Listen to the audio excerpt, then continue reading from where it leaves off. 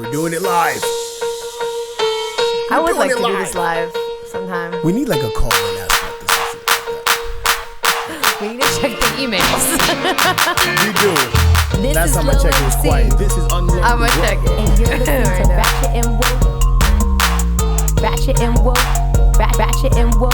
Didn't you say Ratchet someone and Woke. like was on there and was mad about something? People are mad about anything, anywhere. We're here, Ratchet and Woke Podcast, back at it with the usual suspects. Yeah. Find us on Instagram, Ratchet and Woke Podcast. Email us questions, comments, and topics, Ratchet and Woke Podcast @gmail.com. We're here for you every Tuesday. With me is Lil MC. And I am Unlearn the World. Clever girl. Would have been better for me. I was meaning to do that. I just, know. you know. Okay. I saw the hesitation in your eyes. I was like, what's he going to put? We need more sounds. We're going to do the whole sound thing. It's going to be a thing. No, Thanksgiving week revamp. Oh, boy. Yeah. Upgrades coming soon. But thanks for joining us. Listen to us everywhere where platform or podcasts are streaming. I'm a bit under the weather, but over your head. Ooh. Like Trump's toupee. Bring us in with our fake sponsor, though. Oh, yes. Brought to you by Oompa Lumpia. I had explained to us what Oompa Lumpia is. Oompa Lumpia came to me in a dream, actually. Okay. So you already know what it's like slipping into the depths of my subconscious. Came to me in a dream. What I really envisioned for Oompa Lumpia is a Charlie and the Chocolate Factory inspired Filipino cuisine that has your basic dessert menu like you would see at Charlie and the Chocolate Factory, but also some nice Filipino appetizers, apps and desserts all the way. There we go. And the question that came to my mind was, was Willy Wonka a slave owner? You called him Winky. Winky. I could see that being his Winky nickname. Is his, yeah, totally. Willy Wonka, Winky. Look at my wink. I did it. Nah, let me see. Nah. Why? Because you're fighting it. It's like your eyelashes are like shuddering. It needs to be just like a quick motion. There we go. That was better. That feels like involuntary. But no, so now my eye hurts. As somebody who admires and is a student of Willy Wonka, what do you have to say? Was he a slave owner?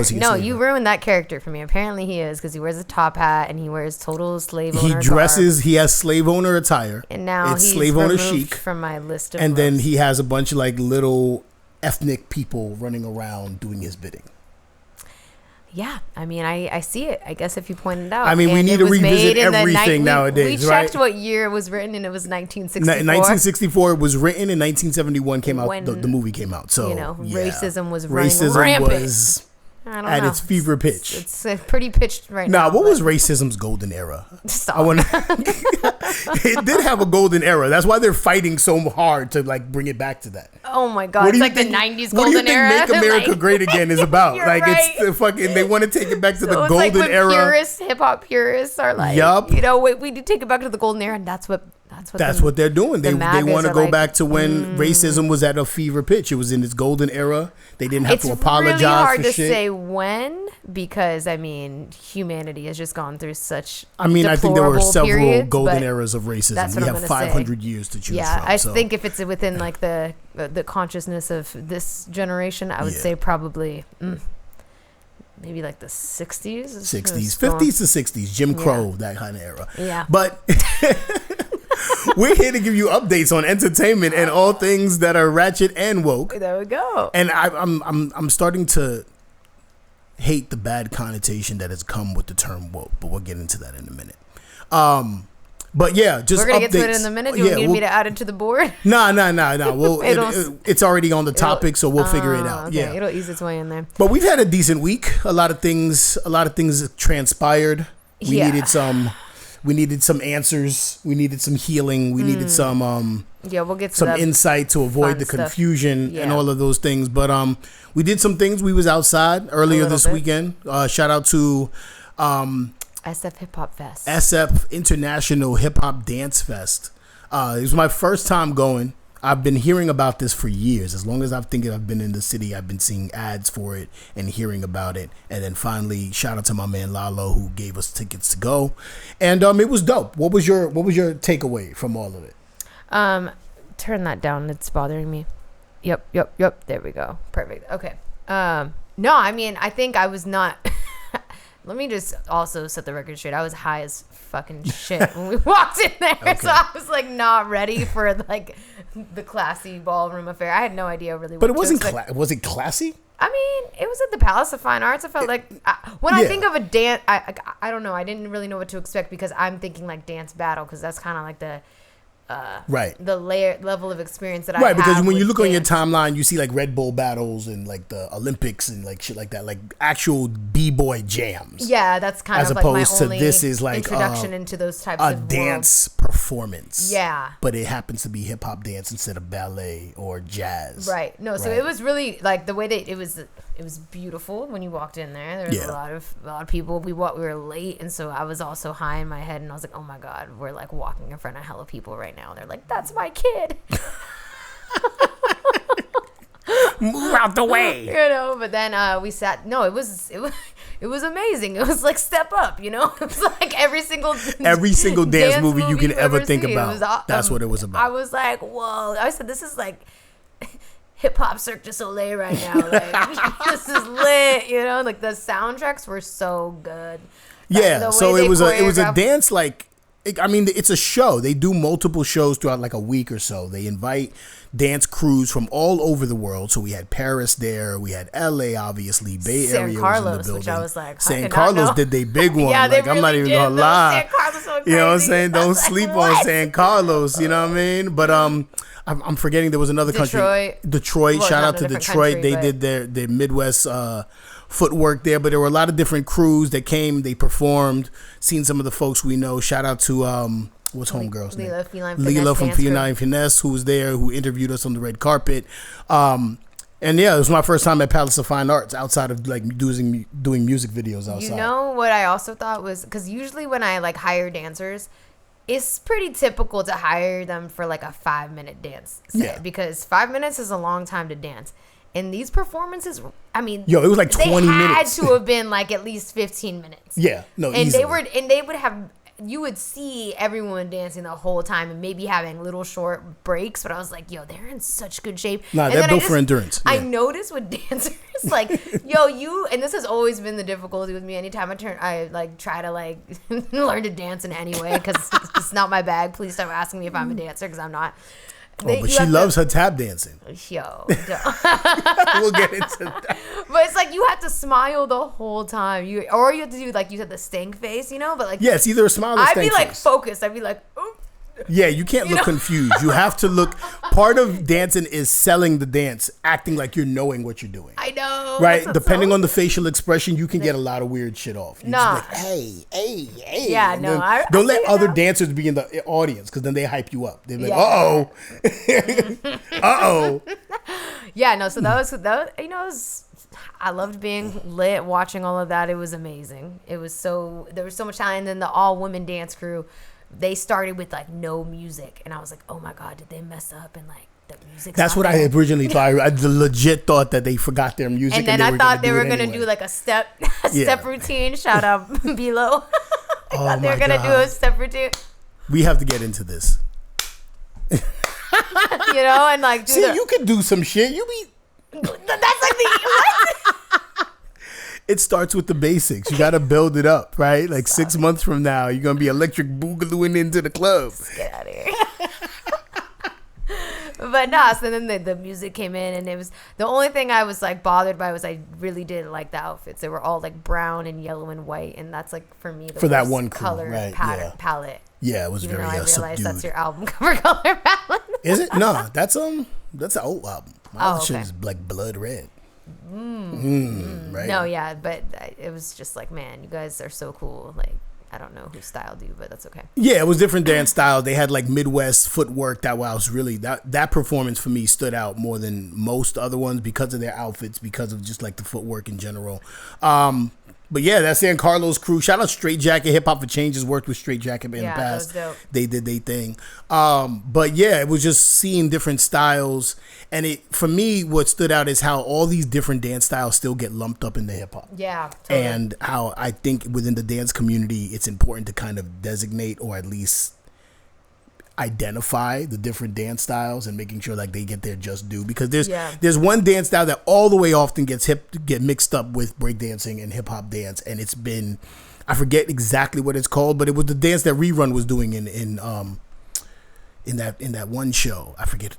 I'm sick, so my brain Let me look is it up so that we're functioning. not just. What's Happening is the name of the show. The character's name was Rerun, and he's known for dancing. And there's a particular dance that's been done since the 60s in LA that has continued to be part of urban dance circles and things of that nature. It is called. So What's Happening? Oh, that's the name style? The name of the show is What's Happening. The name of the character was Rerun. I don't know the name of the dance style. Okay, I'm gonna find it. No, but you're totally right. I mean, I think that's the issue with like when you're thinking about hip hop in general. I think we oftentimes lump in hip hop choreo because it's a dance style that you see in music videos or hip hop performances. But if we're gonna be, purist about it, or even just like understanding like the culture of hip hop, you have to understand that it's like really starts with breakdancing, and then you get these offshoots and developments and evolutions of different styles of dance. And I think it's just not. I wouldn't call it hip hop dance, but I'm also not a dancer. Well, yeah, breakdancing is, for lack of a better term, indigenous to hip hop. Right? It's part of hip hop's elements in terms of like the dance that we use. It's now expanded as hip hop has evolved. It's expanded into just hip hop dance, which includes party moves, which includes all these different footwork. Right. It includes all these other dance styles, but all these other dance styles, for the most part, had their own independent trajectory before hip hop came around. Right? Like, so strutting, turfing, like all of these other Bay Area dance styles that we're very familiar with. I would love to get someone on the show to talk dance about styles in LA. Like, we need to be able to like break down like where they started, who was really making them popular. But basically every dance that you've ever seen in Breakin', Electric 2, Boogaloo, that's what we saw, right? But it was really dope choreography, really, really dope music. Shout out again, Lalo, for inviting us and also creating the playlist so that we can actually like listen to the beats. I'm excited to check that out. I was tripping. I was like, this is crazy. They like tapped into my algorithm of what I listen to. Like, exactly. Yeah, no. Exactly. It was like some cool house, like electronic, hip hop remix. Genre bass. Bending. Yeah. All the genre bending. I liked it. And then we had to leave earlier. We tried to get out of there because they invited you. Because I'm telling you, this, I was convinced this was going to happen. I was like, they're like, all right, you guys. Totally throwing me into the dance cypher. Listen, because like, this leads perfectly into what our next topic is anyways. God, the transition king and queen over here. But they were like, all right, it's the end of the show, and now it's time for the audience. We're the audience. We want you to get up and dance and la-di-da. We're going to get up and form lines. And I was like, I'm not doing this. And if anyone tries to make me, I'm going to fight them. So, because we looked like we were like part of the performance, but it's like, let's nah. speak to that. Hold on, let me sit down. Let's speak to that, right? So we get there, right? And prejudice is a thing, right? Like, just like preconceived notions of people. You get there and it's a predominantly white audience, mainly because the ticket was like expensive. But it was not predominantly white. When we walked in, we walked through a lot of different like sorts of people. Did you see the audience? I mean, did you like look around and see the people around you? Or you were just like high? I thought I did when I walked by. No, this is not to say that the audience wasn't diverse. It's predominantly white. Okay. That's what I'm saying. I'll agree with you. Right? Like, the majority of the audience was predominantly white. And it was only because of the ticket sales. It's not because they were like keeping people. Well, I know that. I'm not lying. Sorry, darky, you can't come here. Like, it wasn't like that. It was a predominantly white audience because that is typically the demographic of people who patronize that particular venue and those kind of shows, right? So you don't know what you're getting by having that audience. You don't know who's there because they're dancers themselves or whatever the case is. The way I would kind of categorize the people is less so about race, because we walked by like a whole line of black people when we just walked in there, and there was like a ton of Asian people, and I don't know everyone's ethnicity, but I know it wasn't just all white people, but I would say it was just all wealthier people. Okay. Yeah. I'll take that. Yeah. Right. So I agree. It's the ticket price is making it so it's, not going to be accessible. If there wasn't a lot of young people there wasn't a lot of people from like the community. So like that's where we get into this like this balance of trying to figure out like how to bring the community out for events like these. Yeah, it was just but making it an affordable or accessible ticket price. It reminded me of like a type the same type of people that would go to see like a Broadway show. There we go. That's what I would say. Yeah, breakdancers ain't going to like Broadway. Liberal arts folks, there like you go. Battery type people. So that's why I wouldn't necessarily say like, oh, it was like. I would say it was diverse in the way that the Bay Area is diverse. I would say it was accurately reflected the demographic racially of the Bay Area, but I would say that it was just a wealthier crowd. That's fair. I'm not going to argue that. Okay. All right.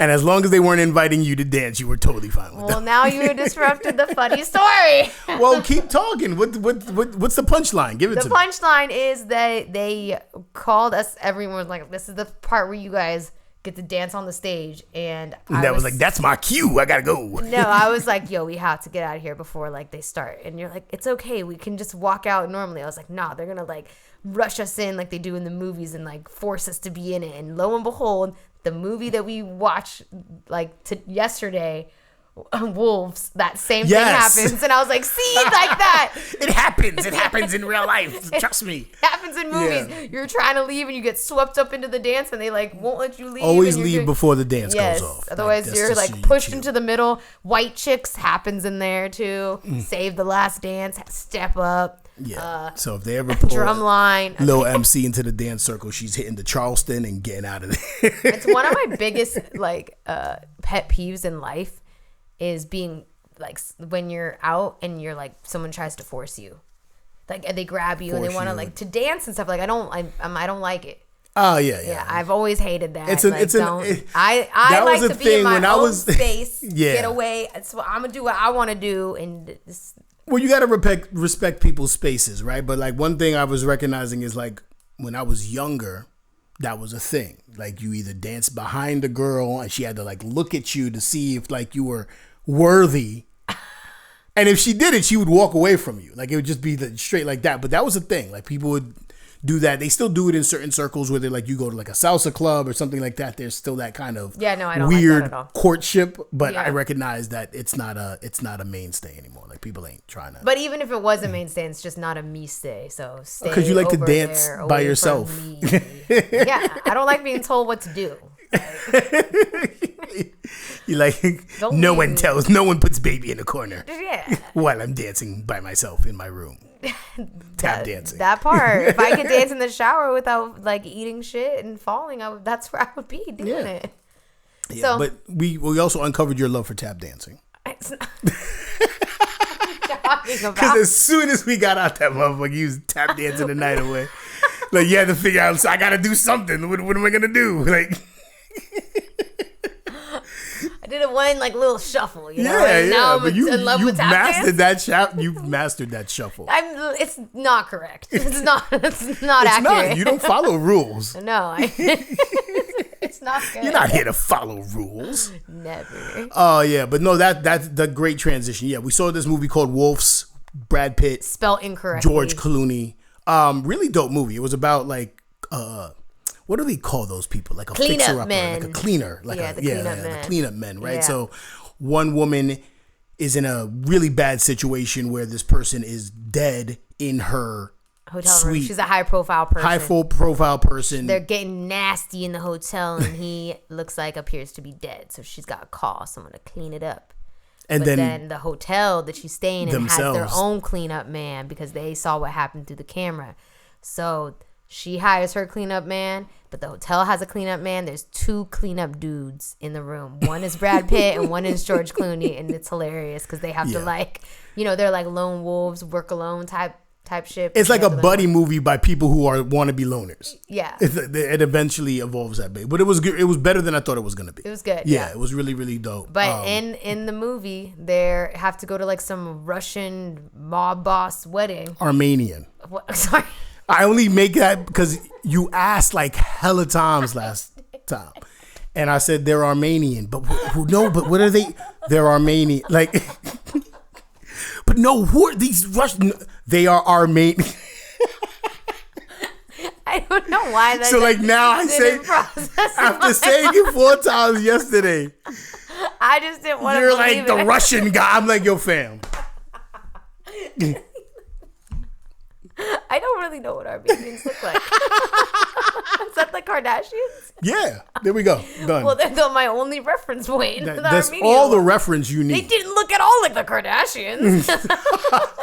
It was men with beards in like a dancing circle. That's what I'm saying. Yeah. And so they were trying to go unnoticed by the mafia Armenian mob boss man's daughter's wedding because they didn't want to be seen. And then like, ha ha ha ha ha, hey, type of dance. For See, there you go. Get in your bag. Go ahead. Ooh. Ooh. Anytime I move with rhythm, you can't just be like, there you go. Yeah, because that's gonna give you. No, it's that's not what dancers do. It's gonna do the opposite. I'm gonna be a statue. I'm never gonna move. No, then you do the robot like. I was doing that earlier today. I was walking like. So you got 2 moves. You got jazz tap dance and the robot. I cannot do the robot. Okay, so 1.5 dance moves. No, I can't. I can do Michael Scott moves. Like. Like Jim and Pam's wedding moves. Michael Scott from The Office. There's Cafe Disco, and he does all of his little dance moves. He's like, oh, I don't. Whoa, that's one of the best ones. It's really good.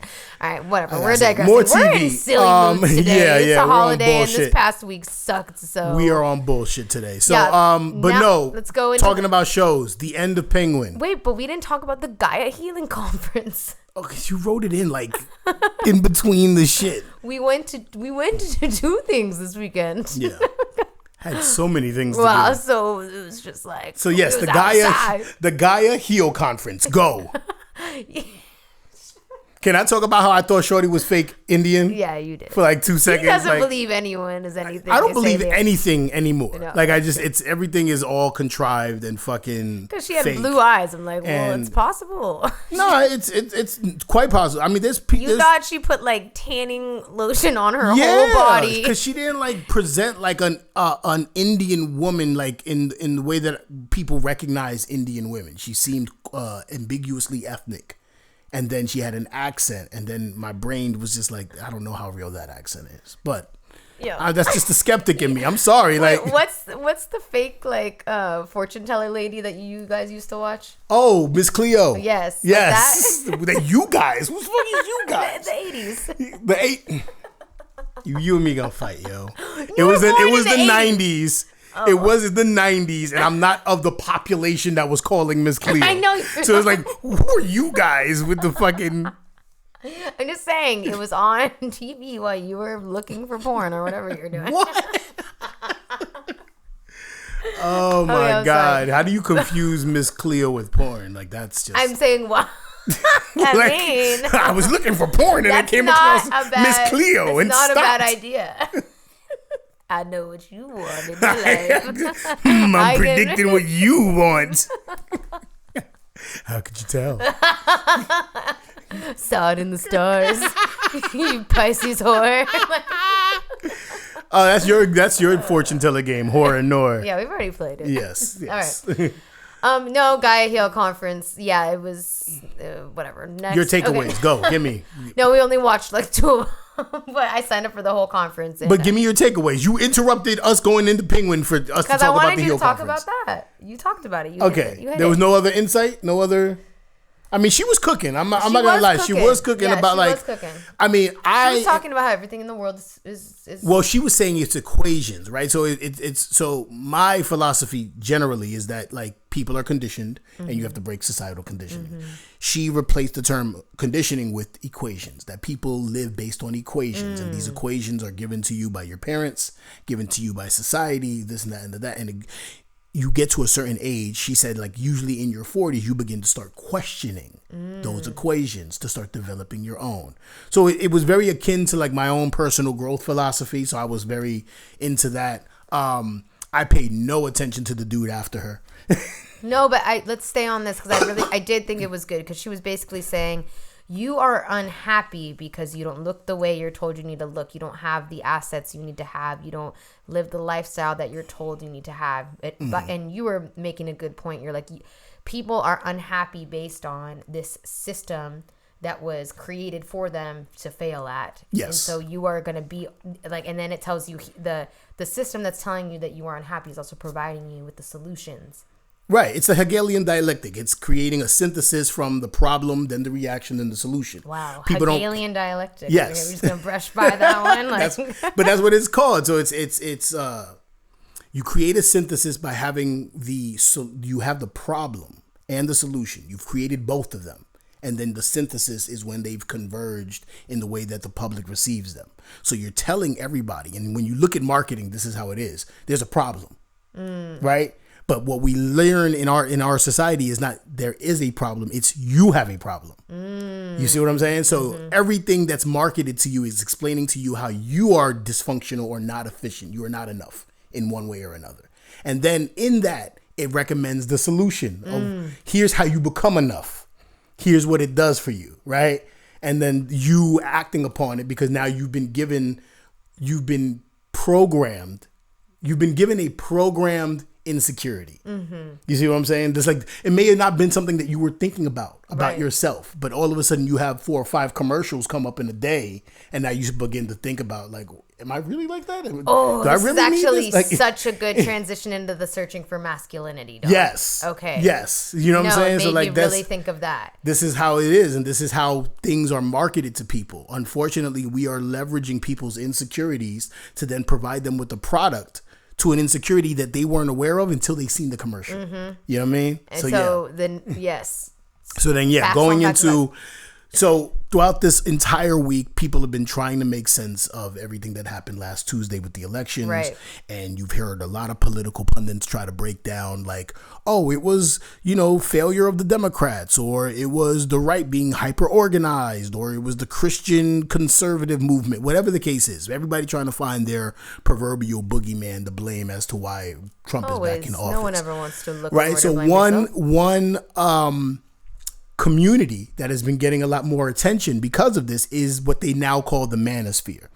And I just happened to stumble across this. I was on Tubi just kind of bullshitting and find this Vice documentary on the manosphere. It's called Searching for Masculinity. And it basically breaks down all of these like pro men, not only platforms, but bloggers, podcasts, people like Andrew Tate, Kevin Samuels when he was out and alive, and other people like that. It's created this like community of insecure men who, financially stable men or just men who are good at social media, are marketing to young insecure men on how to get women. Right. Which is so crazy to me because it's not really how to get women, it's how to control women. Yes, it's not only how to get women, it's not only getting them, but then controlling them. Yes. Right, using basically psychology. And so what they were doing is they were like having these podcast platforms with these, manosphere men and then also sex workers, and then just kind of like having them debate each other. And it was just the weirdest. It's like 18-year-old women that have OnlyFans, or maybe they're dancers or whatever they are. And like basically what it revealed was these men are angry that women have found a way to use capitalism, like you were saying, to their benefit. Right. Whereas they want to get it for free. So it's like they feel entitled to an attractive, good-looking woman that's going to meet all of these standards in the same way that we always see these gender wars play out. Like, women have too many standards, But what this kind of revealed was, it's like, no, these entitled, very basic men feel like they are deserving of this type of woman, and that they're bothered. They're so bothered that they see an attractive woman come across their timeline, and they're forced to pay for them to have an interaction with them. Yes, exactly. So this is the antithesis of that. This is the response to women having found capitalism as their means of taking power back. Right. And then it also made me, and we had another conversation. It was so enlightening and just sad in so many ways, because it's like disgusting, obviously. But it's interesting because the way that we as both men and women compare ourselves these days is based on what we see normalized in front of us on social media as far as beauty standards go. And as far as, you know, and really, if you think about beauty standards like is really based on how much disposable income you have to pay for, you know, lashes and hair and lipo and Botox and all of this crazy stuff. So what we're not really recognizing is that a lot of these women that men are comparing their girlfriends to or feeling entitled to having sex with, and who women are comparing themselves to, are all sex workers. Exactly. They're going and getting, you were explaining that Lupe Fiasco.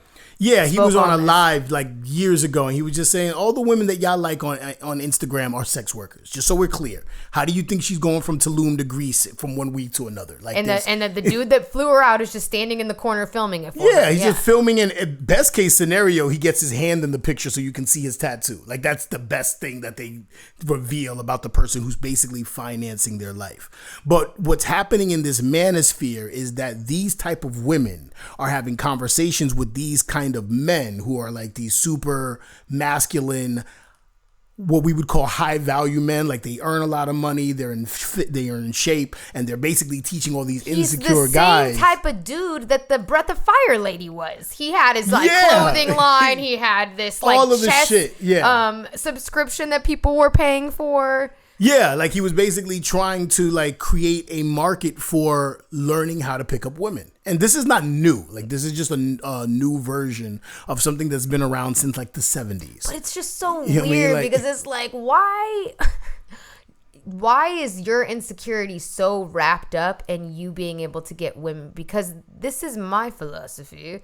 If you just work on yourselves and whatever goals and ambitions you have, whether it's, you know, you want to be more educated, you want a high paying job, you want community, you want this and you want that, then women will come because you're just a better human being overall. So that's you. That's like, essentially what, yes, you are 100% right.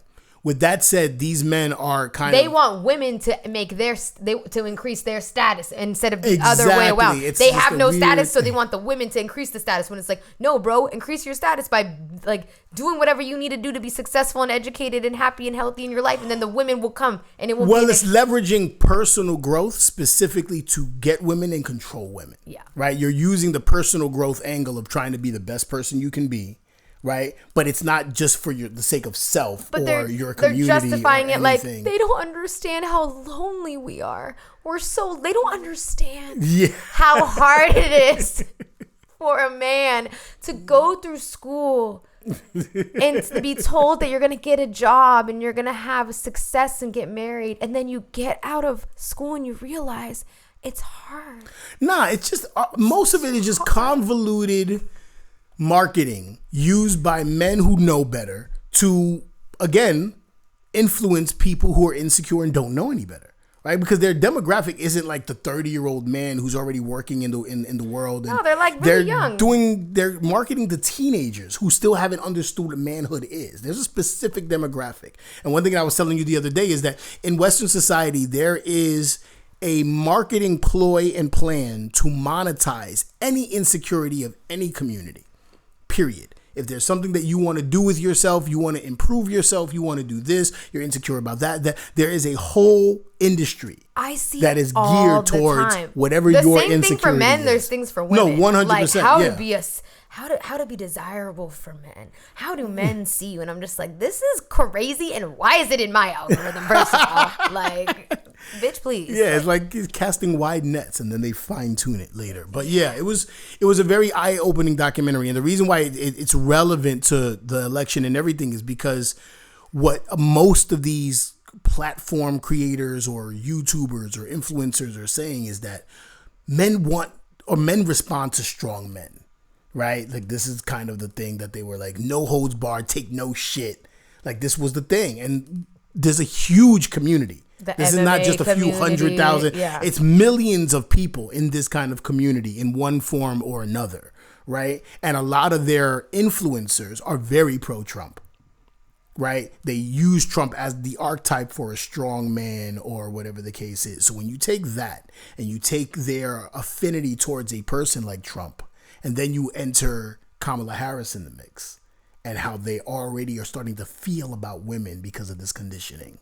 you can see how this particular portion of the electorate, you know what I'm saying, is going to lean towards whatever they're insecure about, right? So people are basically voting their insecurities. And that's what you very much saw in terms of the demographic breakdown as to what happened last Tuesday. It was very interesting to just kind of observe and then like kind of take in a little bit. Pause. But, and you know what I mean? I wanted to kind of not go directly into the election, but we're here now. So I'm going to ask you this question because we had another really cool debate. I mean, let's just set the precedent. I was fucked up on Wednesday. I was not okay, you know, and it's taken me like 3 days of insulated, extreme self-care to be in a space where I am now, which is more like I went through, you know, like I talked to my dad about this, like you're going through like the stages of grief. Yeah. You know, it's like denial, anger, that don't give a fuck, acceptance. I don't know. I'm making them up, but they sound right. My different stages, my own stages of grief. Right. But we were, you know, but now we're here. And so it's now I can be a little bit more analytical of what's happening and what matters and what to do. And just, you can kind of make sense of everything. But I asked you this question that was prompted by my conversation with my dad. And, you know, he's obviously older than me. So we differ in our perspectives, but he was saying that he feels like in general, we are moving towards a more accepting world. If you look at how far we've come racially, like for, you know, just equality racially amongst women, acceptance of the LGBT community, so on and so forth. And he's saying that it's possible that for a large portion of the population, is it possible that we're just moving too fast? We're going too fast for them, and it's causing them to react in a way. And your response was really good. It was an interesting concept to explore, and I would have to say no. I don't think we're moving too fast. Right. I think you've had hundreds of years of marginalization by a particular group of people, which is mainly white male Americans, who for the last 500 or so years have created a country on the backs of displacing Native Americans who are already here, bringing in enslaved Africans from a completely different continent to build your country. Mm-hmm. Not to mention the Asian immigrants who came early on in like this country's history to build railroads in order to connect the communities that are on lands that you stole from Native people. Mm-hmm. And then as we get into the 60s, we then have like, I mean, we're not even talking about all the slave revolts and the battles that were happening during slavery. Right. Or the 60 of some odd years of Jim Crow that happened after slavery. Right? We're now talking civil rights movement up into present day. So the entire notion that somehow America is moving too fast into equality is just like very insane. I presented too. I'm like, it may be too fast for someone that lives in Nebraska and have never encountered someone of a different race in their entire life, or maybe have never even encountered or had any sort of personal relationship with someone from the LGBTQ community. But I think that for everyone else in the world that are from those communities or that work with those communities, it's not coming fast enough. And it's like exhausting. Right, and you're exactly. tired and you're angry and you're upset. And it's like, I don't care if you haven't caught up, if your, you know, lack of progression is making this difficult for you. Like, I don't really care anymore. And I think but you're 100% right in that it's not the issue of velocity and how fast it's coming. It's you ultimately have a resistance to it. Yes. Right? There was a clip that was circling all over the internet of an Asian dude sitting down with a white nationalist, and he was very candid, and I appreciate the honesty of it, right? That because part. it was like, he was like, I vote for Trump because his policies will mitigate the disillusion or the displacement of white people in America. That's all he said. That's the only reason he wanted to vote, because he knew that by having Trump in office, that would slow down any potential of white people becoming the minority in America. which is, it's going to happen. There's no debate about it. We've done the trends. They've done the trends. But when you introduce concepts like reductionist theory, when you're rejecting concepts of critical race theory in schools because you don't want people of color to learn about the history of slavery, or white people to learn about slavery, right? Or even white people. I mean, white people need to know more about slavery than black people. Period. Point blank. That you're so insulated from the crimes of white people in this country, of slavery, of Jim Crow, of marginalization, of genocide, of anytime we had our own, y'all would decimate it, like in Oklahoma with Black Wall Street and Rosewood and other communities. The indigenous people like oil on their you've land. spent hundreds of years displacing and making sure that certain groups of people in this country did not have. And then when they finally get a footing to be able to make demands, we're now being said it's too fast. Right?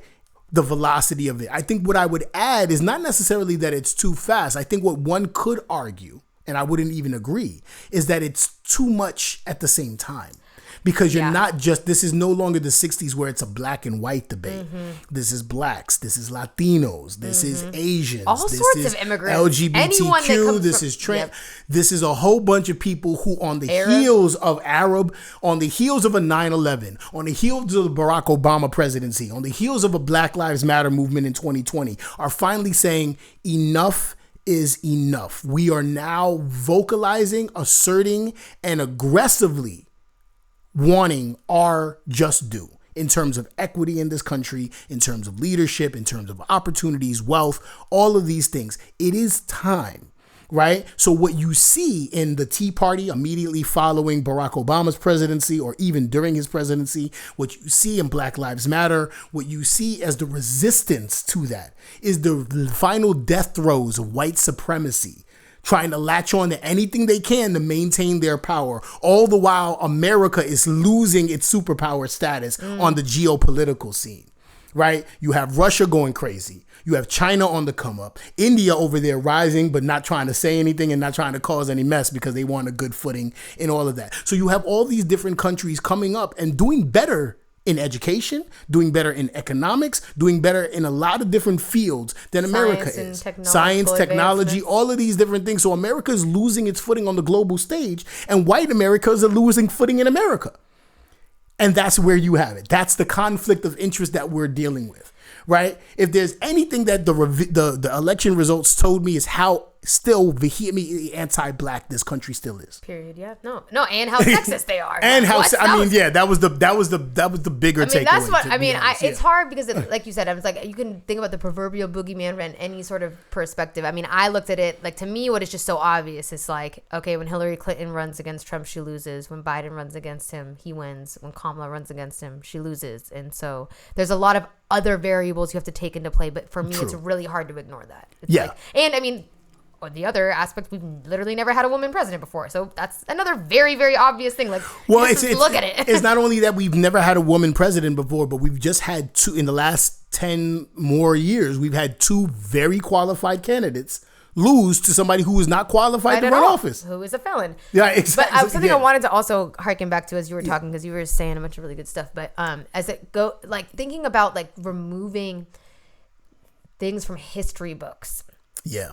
It made me think of something that Snowy posted, and how it's not just like we want everyone to learn and regurgitate information and memorize what happened in World War II with the Nazi regime, or what happened during Jim Crow, or what happened with slavery. It's to understand and recognize patterns so that we can prevent these things from happening again in the future, and critically analyzing that. 100%. You know, understanding what leads up to an authoritarian type dictatorship. If we're not learning about that in schools, and we're just saying, in this year, this, like, then we're not able to all understand and see, like, oh, this is what's happening. First, they remove information. Then they say the news, like, ban these certain news outlets. Yes. Go after any sort of opponents and lock them up. Like, if you know that because you've studied history, then it's more, it's really difficult to negate what's happening. Absolutely. No, history is critical. In any kind of critical thinking, in any sort of democracy, understanding history is critical for all the reasons you just said, because you're recognizing patterns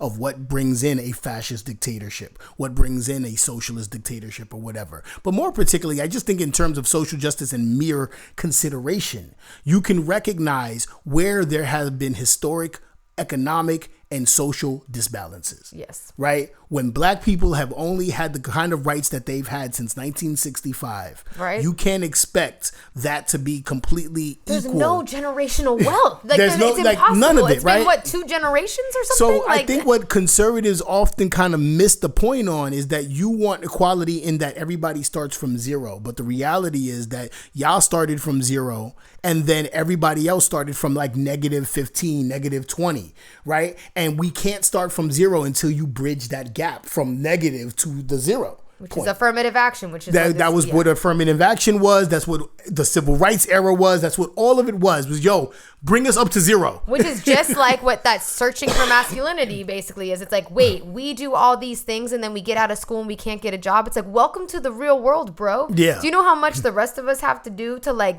it's competitive. You can't just go through the school and be like, I'm here. It's like, no, you got to be the best of the best. Like, that's what all of it, we have to be better than good. Right. You know, to just be considered for anything. No, you have to be like the whole term. The reason why you have a term like Black excellence is to recognize people in our community who have made it to a position where their race no longer factors into like the thing.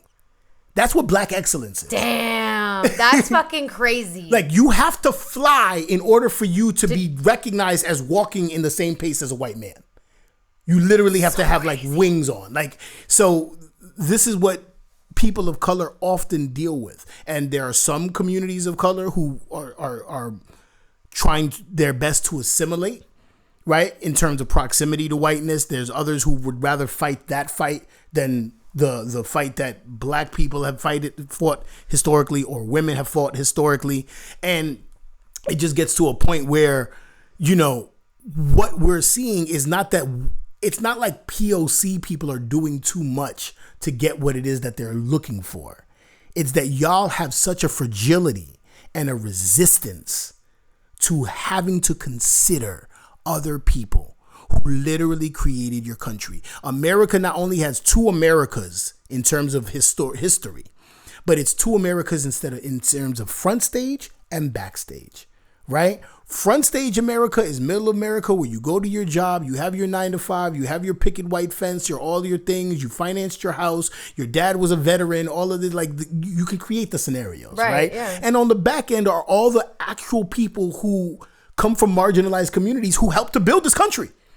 And you don't want to be reminded that, other people are on the other side of the wall, propping up, removing the veil. Yeah, exactly. Like, that's really what it is. You're seeing seeing all the skeletons. You're seeing how the backstage works, and most Americans don't want to be reminded you want to of think about patriotism in America, exactly, and how perfect it is, and how we're so patriotic, how we ended World War II, and it's like bullshit. It's totally and it bullshit. really warps your reality, just like the same way it warps your reality when you realize that, like, all of this dogmatic religion is actually used to control you. It's impossible for you to function. And exactly. It's a lot. It's fear, it's shame, it's scarcity, or the illusion of scarcity. It's a lot. It puts us in a very tribal mindset, and that's what they rely on to divide, conquer, control, and all of this is good too, because we're just like organically moving into the topics that I would so fuck yeah. Yes. No, so with that brings me to my next point. So we are where we are now, right? Yes. And you have radicalization of both sides. Yes. More polarizing than ever before. And I just, I'm not politically savvy like that. I just try to do my best in whatever I know, and I just look at things, and what I'm really good at understanding is human behavior and human emotion, because I understand psychology far better than most people. I'm like hyper empathetic, and I can see tendencies, and I can see what people are hiding behind their emotions. Right. And so what I'm noticing is people that are radically involved in any sort of movement, they're motivated by so much emotion and anger. Yeah. And that anger is more personal to them than anything. Right. Because that anger reminds them of moments in their life where they weren't good enough, where they didn't get something because of the way they looked or their sexual orientation or what have you, parents that weren't there for them, teachers that doubted them, communities that didn't accept them, all of these things that are 100% valid, right? But it's a very personal matter. Even if you're like, wait, you don't even come from this community that you are fighting so much for. Yeah. Because it has something, it rubs up against something personal, and it could actually be nothing to do with any of those things. It's not even the cause. You're not even fighting for the cause. You're using the cause as a mask to fight for yourself. Which is why I notice a lot of people they are so dysregulated. I mean, I'm dysregulated and I try to do my best to identify, and I'm pretty self-aware. Right. But only because I do so much to become self-aware, and I'm still figuring it out. Like, I'm not saying I'm perfect, but I think I 100% know I do more self-work than the average person, which is fine. But what happens is that those people, they end up getting aggressive, right? Yeah. And they're uneducated. They just know that what's happening is wrong and that it shouldn't be happening, but they don't have the wherewithal or the temperament to be a leader. Yeah. But they are in it of itself because they're able to garner a following. They either have charisma, or they have a platform, or they have buy-in from the community. And so they do have, in some regard, or they just have passion. They just have passion. And many times passion is confused. Yes. Is often confused for leadership skills. 100%. Yeah. And it's just an attractive quality. Right. So again, I'm just noticing things, right? That's all I'm doing. I'm not knocking anyone down on saying anything's wrong. I'm just this is all just observations. But what I really believe is that what you should take upon yourself, what all of us should do, is instead of pouring energy into people who we believe are leaders, who are really moving with rage, pour that energy into yourself and really figure out who should be someone that you take advice and information from. Yeah, I mean, it's a lot easier said than done, because this is, I mean, we go through this a lot, right? Because there are people who not only are uneducated, but are in desperate situations. Of course. Whether it's economic or social. We're at the bottom of Maslow's hierarchy. I say over and over again, you're in survival mode. People are tying in their own emotional and behavioral needs into these causes, and mental health needs, all the things, right? So you're just latching on, and this is how people are often radicalized. If you look at the profile of people who are radicalized, okay, then let's talk about that now. Again. Okay, so this is exactly what it is. It's looking at the profile of people that are radicalized. So when you're going to places like social media and you're hearing people blame, it's because of this, it's because of that, and you feel attacked personally. Right? Because you can't help it, because Instagram and social media feels like you're having an intimate relationship with every single person that's on your feed. Yes. Right? So they're saying this and that, and then you are dysregulated, and I leave social media, especially this past week, and it's completely dysregulating. Like, I have to get off of it,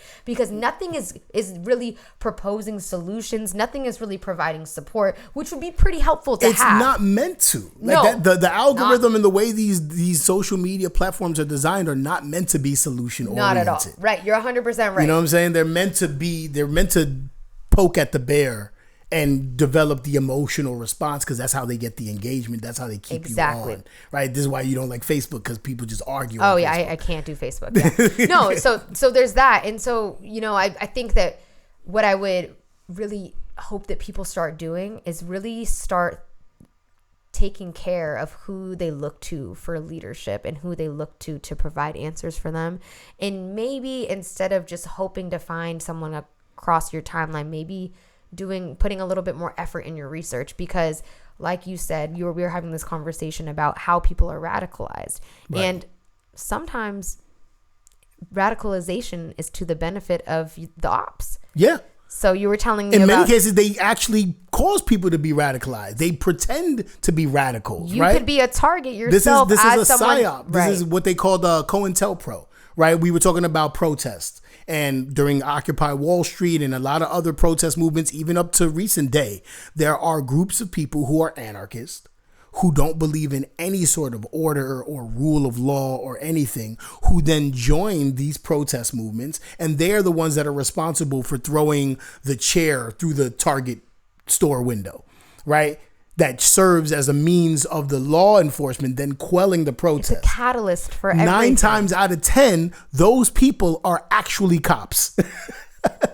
Right? So like sometimes there are anarchists, sometimes there's actual people who are doing it, but most cases it's cops who are doing it to themselves or doing it as part of the protest for the rest of the cops to then quell the Which is, again, revolution. people be careful about who you listen to. Exactly. Take care of who you get advice from, who you get influenced by. Because they could be radical. They could be cops themselves trying to radicalize you into throwing a pipe bomb into some shit, right? We've all seen it. If you've gone to any sort of rally, if you've gone to any sort of meeting for revolution, you'll always hear somebody who's really like, nah, this ain't enough. We got to do something now. Like there's always somebody who's like that. Me and my friend Steph Reed were talking about this one dude that he's been talking to who he considers problematic because the guy literally just wants something to scream at.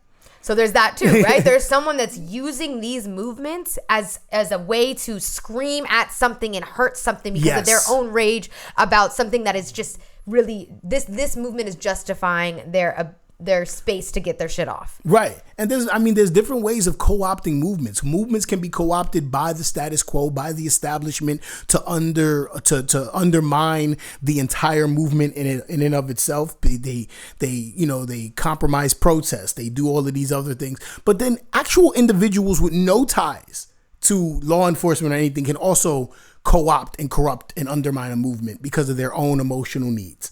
Right. And that's what we have to kind of discern is like who's here because they are actually educated in the issues and actually educated in what is the solution. And studies leadership roles and studies activism and organization and is versed in like understands like previous governments and like what's happened before and like offers up solutions. Like I just think that we need to really, if we actually want to achieve our goals and we really want to yield the results, like we can't just be going in their guerrilla warfare style anymore. And you can't be looking at YouTube influencers who are not educated in the shit that they're teaching you about. They just want streams. That's like, really what it is. Care. Like that's ultimately do your own research. You can be an enthusiast about certain shit. You can talk about whatever the fuck you want to talk about, but recognize very vehemently that if you have an audience, you are in a position, a de facto position of leadership. And there are people who are highly impressionable. More particularly, they are looking for ever excuses before. People to are feel empowered to be violent. People are putting TikTok influencers on the proverbial pedestal, and it's growing higher and higher for people that are less informed and less educated than ever before. Exactly. You don't have to go to school to be a TikTok influencer, right? I mean, and it's funny because we're coming to you and doing a podcast and giving you advice, but it's something to really think about. No, because if you're a young person, you really don't give a shit about someone who's philosophized or a theologian or whatever the hell. You don't care about maybe even going to school, which is fair.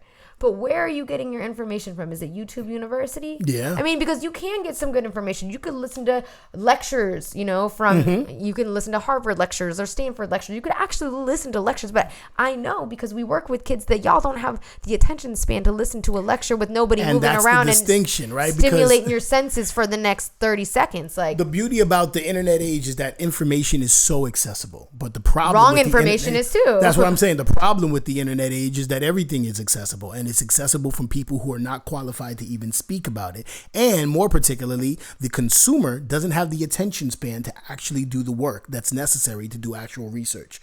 Like all those videos that you're talking about, the Harvard, like they're giving away, like Harvard is doing free classes. I just saw that. Like Harvard is doing free classes.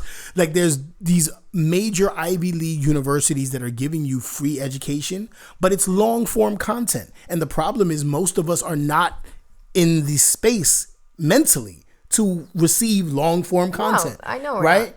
You're trying to find a talking point so that you can argue to somebody on Facebook, and you're trying to go on YouTube to find the talking point. Maybe that person doesn't have the attention span to sort through 3 hours of a lecture to get the actual information that would educate them and inform their point of view. They're looking for the quick clip. They're looking for the quick, when you clip, like you could clip up a lot of what we're saying right now and use it to support contrasting perspectives. 100%. Literally right now, if you took one sentence from one of the things we talked about without having the context of the larger conversation. Yes. And that's what happens a lot of times too. But here we're really going it's just do your research, really think critically, pay attention. Meditate so that you can expand your freaking attention span. Like seriously, like we need it now more than ever, and we need people to be educated more than ever. I don't need somebody's passion.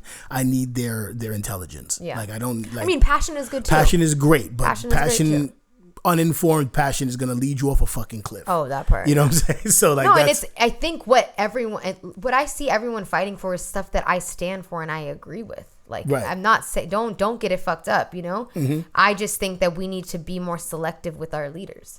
Yeah. Now more than ever, because you're going to invest time and energy into a leader and then realize that they didn't know what the fuck they were doing. We're in the generation of false messiahs. Like, that's ultimately what it is. So, like, you just, you know what I'm saying? Like, just double check the shit that you're out there regurgitating. Is it your opinion, or is this opinion given to you by somebody who just has a large that has following? More likes than the other person like, that's more accurate? Seriously. Yeah. You know what I'm saying? Like, people are just looking to copy. They're not looking to actually proactively research anything. So we're just trying to help people do that. But let's get into music. We don't have time for any of that because we're running over time. So we're gonna have to close up shop here. We'll get you guys musically informed next time. But unless there's any very last minute things, we're gonna close out with some games. Go for it. Games. Okay. So I was given this game idea by my friend Paige. Mm-hmm. Okay, so this game is called Cool vs. Popular. Got it. So you are deciding, different people, how cool are they versus how popular are they? Okay. And you can do a percentage. All right. Or maybe it'd be easier. I'm just going to give you a person, and you're just going to say if they're either or. All right, just shoot the names. Come on. Okay. Tyler, the Creator. Cool and popular. No, you can't do both. That's cool. The hard part. Cool. Okay, cool. Bill Burr. Cool. Okay. Rihanna. Popular. It's hard, right? That's tough. Yeah, okay, now do it for yourself. Am I cool or popular? I'm cool. I'm cool. I'd rather be cool than popular. Now do it for me. You're cool. Thank you. Okay, now we'll do the same. Fun versus funny. Got it. That was hard. Okay, ready? Go. I'm going to say, I don't know, like pop culture figure. Prince. Prince was funny. Yeah. Michael Jackson. Fun. I could see that. Yeah. The Cranberries. I'm just kidding. Fun? With a question mark? No, for yourself. What about you, Courtney Love? She killed my hero. I'm doing her. Kurt Cobain. We'll do Kurt Cobain. He's not either. Nah. And then for myself, yeah, I'm funny. Yeah, I agree. Yeah, I could be fun. But you have to choose one. Yeah, you can only choose one. Fun. Yeah. You can only choose one? I'm leaning on funny. Okay, I'm leaning on funny too. This is what I kind of took away. And it's better when you choose it like your personal friends, but obviously we're not about to do that on here. But and really what I took away is that like if you're fun, you're dumb. And if you're funny, you're smart. Clever girl. And that is the end of Ratchet and Woke for this week. Follow us on Instagram, Ratchet and Woke Podcast. Facebook as well, Ratchet and Woke Podcast for those older people. We have Facebook? Oh, we do. We do have a Facebook. We need to update it too. Them pictures is haggard. What?